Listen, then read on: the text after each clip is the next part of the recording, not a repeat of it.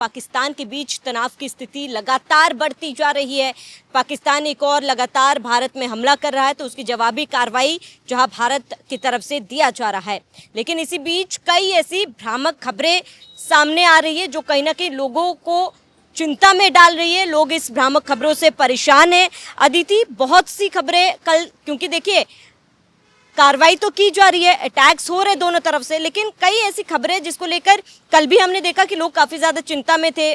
भ्रामक खबरों से लोग प्रभावित हो रहे थे। अदिति, क्या कुछ वो खबरें थी? श्रावणी, सिर्फ लोग ही नहीं, मतलब ये हमारे ऑपरेशंस जो चल रहे हैं उनको भी इफेक्ट कर सकता है, क्योंकि जब पाकिस्तान की ओर से कोई हमला किया जा रहा था, हमारी सेना लगातार जवाब दे रही थी, लेकिन कुछ जो न्यूज़ चैनल्स थे वो इतनी बड़ी बड़ी और भ्रामक खबरें फैला रहे थे कि उनको देख के लग रहा था कि कभी भी जंग शुरू हो सकती है, जो एक बहुत सीरियस बात है।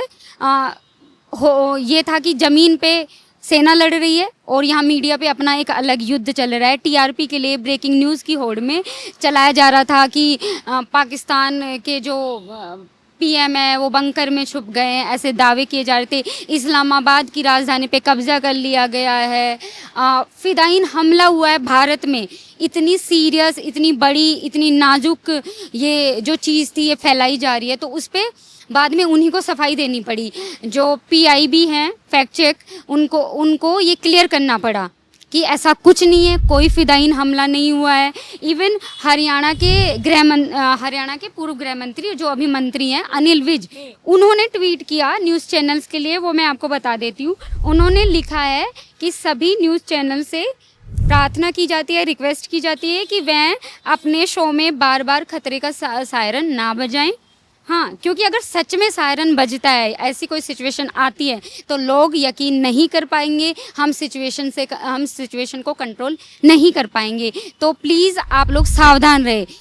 एक मिनिस्टर को ये अपील करनी पड़ रही है न्यूज़ चैनल्स से, और न्यूज़ चैनल्स की जिम्मेदारी होती है ऐसी सिचुएशन में संयम से काम लेने की, सही जानकारी देने की। भले ही थोड़ी सी देर हो जाए, लेकिन टीआरपी की होड़ में आप युद्ध मत करवाइए।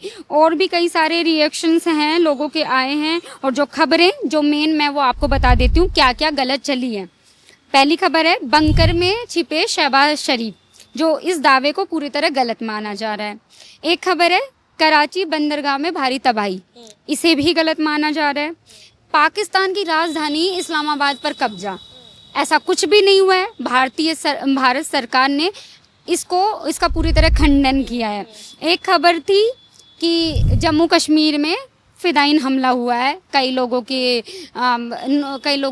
क्षति, मतलब नुकसान होने की खबर आई है, वो भी पूरी तरह गलत है। जो एजेंसी है, न्यूज एजेंसी एएनआई, उनको भी उन्होंने एक ट्वीट करके एक्स पोस्ट पे ये पूरी जानकारी दी कि ऐसा कुछ भी नहीं है। एक खबर है पाकिस्तान के कई शहरों पे भारतीय सेना का कब्जा, तो ऐसा कुछ भी नहीं है, क्योंकि हमारी सेना का मोटिव ये नहीं है कि वो जाके उस देश में कब्जा करे, हम जनता को जो है टारगेट करे। ये कभी ना भारत ने सोची है ना कभी करेगा, बस भारत जवाबी कार्रवाई करे। इसके साथ ही आप फेक न्यूज़ की बात करें अदिति, कई ऐसी खबरें आई थी कि भारत में अब इस तरह की स्थिति में लोग आपदा में अवसर ढूंढ रहे हैं, कई सामानों के रेट्स जो है बढ़ा दिए गए हैं, लेकिन सरकार की तरफ से भी ये कहा गया है कि ये भ्रामक खबरें ना फैलाएं। और शायद सोशल मीडिया के कई अकाउंट्स जो है, कल करीब 8,000 से अधिक अकाउंट्स को ब्लॉक किया गया है। कल ये दोनों साइड से हो रहा है, ये पाकिस्तान की ओर से भी हो रहा है, वो भी काफ़ी फेक न्यूज़ को प्रमोट कर रहे हैं, राफेल गिराने की बात कर रहे हैं, बट ऐसा कुछ भी नहीं है। वो सारे जो वीडियोज़ हैं, जो फोटोज़ हैं, जो उनकी ओर से जो बताया जा रहा है कि यहाँ राफेल गिरा है, ये सब फैक्ट चेक में गलत साबित हुए हैं। चीन की मदद से वो भी ऐसे फेक न्यूज़ को बढ़ावा दे रहा था उनके ही मीडिया पोर्टल के जरिए। और इंडिया में भी ऐसे कई सोशल मीडिया अकाउंट्स हैं, लोग एआई का यूज़ करके वो युद्ध के जो विजुअल्स हैं वो क्रिएट कर रहे हैं, सायरन बजने वाले क्रिएट कर रहे हैं, कुछ पुराने हैं, कुछ फेक हैं। तो इन पे आप बिल्कुल यकीन ना करें, क्योंकि एक पैनिक सिचुएशन हो सकती है। दूर दराज में जो लोग जहां बैठे हैं, किसी के अपने हैं, वो फिक्रमंद हो सकते हैं। हमारी सेना के लिए ऑपरेशन मुश्किल हो सकता है, क्योंकि अभी ज़रूरत है मुस्तैदी से सीमा पर डटे रहने की, पाकिस्तान की हर एक छोटी चाल को समझने की। और ये पाकिस्तान की साजिश भी है कि इंडिया की तरफ से इतना प्रोपेगेंडा को हवा दी जा रही है तो हम भी इस बहती गंगा में हाथ धोते हैं, उनकी इस चीज़ का फ़ायदा उठाते हैं। ये सरकार ने खुद बोल दिया है कि ऐसा कुछ भी होगा जो जानकारी हम देंगे, चाहे वो पुंछ में नागरिकों के मारे जाने की खबर हो। प्रेस कॉन्फ्रेंस हुई थी, उसमें बताया गया था कि पाकिस्तान ने जो सीज़ फायर का उल्लंघन किया था उसमें हमारे 16 नागरिक मारे गए हैं, जवानों के शहीद होने की भी खबरें आई हैं। ऐसी खबरों पे आप तभी यकीन करें जब भारत सरकार ये बोले या विदेश मंत्रालय की तरफ से कोई बयान आए।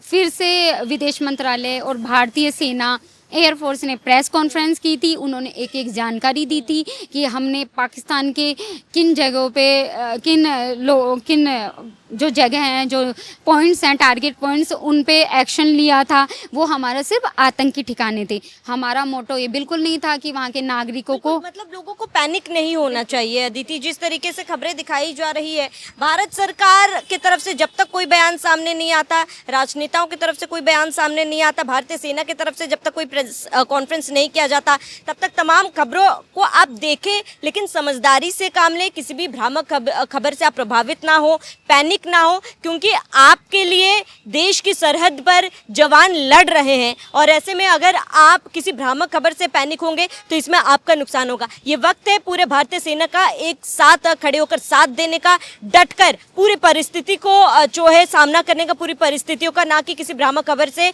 हम पैनिक कर खुद को भी नुकसान पहुंचाए और अपनों को भी नुकसान पहुंचाए। आपका क्या कहना है इस पर, हमें कमेंट बॉक्स में जरूर बताएं। साथ ही आप बने रहिए न्यूज़ एक्सप्रेस के साथ।